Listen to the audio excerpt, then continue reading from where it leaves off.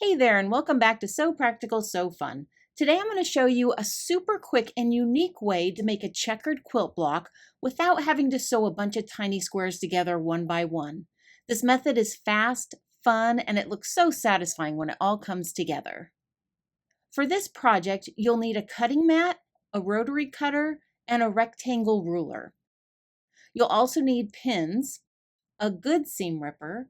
I like to use this wool pressing mat. I'll show you why later. And then you'll need an iron. And I like to use this little one. It just helps me get into those little seams a little bit easier. And that's it. So let's get started. Start by cutting fabric into strips. Make sure your fabrics contrast nicely so that the checkered pattern really pops. You can do this any size you like. I want my finished quilt block to be 12 inches. And I'm using 6 different fabrics, so I'll want my finished squares to be 2 inches each. I'm going to cut these strips into 2.5 inches wide and then use a 1/4 inch seam allowance. Step 2, sew strips together. Now decide on the placement of your fabrics. Place your strips right sides together and then sew them along the long edges to create one big strip set. Make sure you keep your seam allowance nice and consistent and sew as straight as you can. This is great practice for beginners. Once all your strips are sewn together, you're going to turn this over and press the seams down. I'm showing alternating the seams here, but you can also press the seams open. I'll show you that later in this video. Step 3, make a fabric tube. The next step is to take your strip set and bring the 2 outer edges together with right sides together and sew it to make a big tube. Sew along that long edge so that you have one continuous loop of fabric. Now turn that right side out. Step 4, slice the tube. Here's where you have to just trust the process. Lay your tube out on the cutting mat. Pick any seam to be the top. Make sure it's straight along the lines of your cutting mat. Then you're going to square off one end by lining it up here.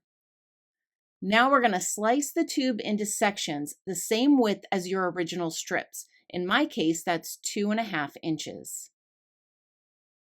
Each little section is like a fabric ring. And since I had 6 pieces of fabrics, I'll want to cut 6 rings. Now for the fun part.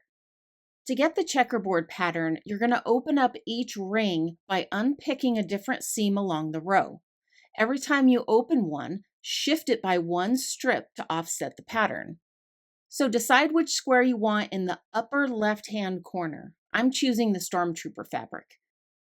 Use your seam ripper and open this up at the top of the seam.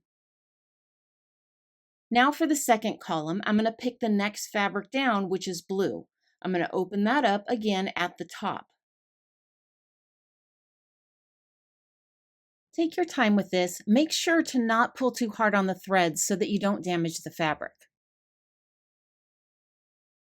Now you'll see as I continue to do this, following the order with the next fabric, it's creating this checkered pattern.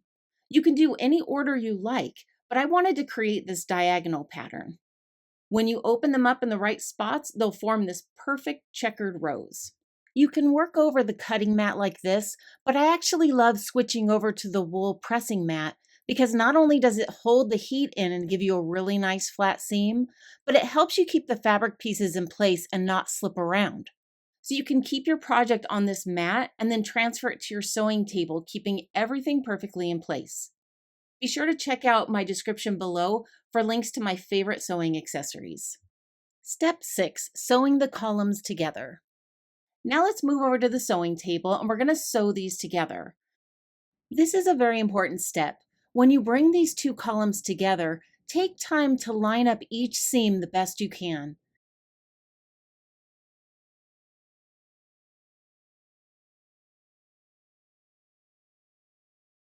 Because the stitches aren't locked in, they're delicate, so try not to pull on the fabric too much. Line up the seams and pin right into it to hold it in place as you sew. Then remove the pins as you go. Sew all of these seams at that same 1/4 inch seam allowance. And with the right sides together, add each new column. Each time you finish a column, set it back down in place and add the next column to keep everything in its correct order. Now that that's all done, we're going to press all the seams. For this example, I'll press the seams open. That way you can see the difference between the alternating seam and the open press seam. And then you can decide which you like better for your project. And there you have it, a quick, easy checkered block using the tube method. It's a great way to get a detailed pattern fast, and it's perfect for beginners or anyone short on time. If you found this tutorial helpful, don't forget to like this video. I have a lot more beginner-friendly quilt block tutorials coming soon, and I'm sure you'll want to subscribe so that you don't miss any of them. Thanks so much for watching and happy sewing!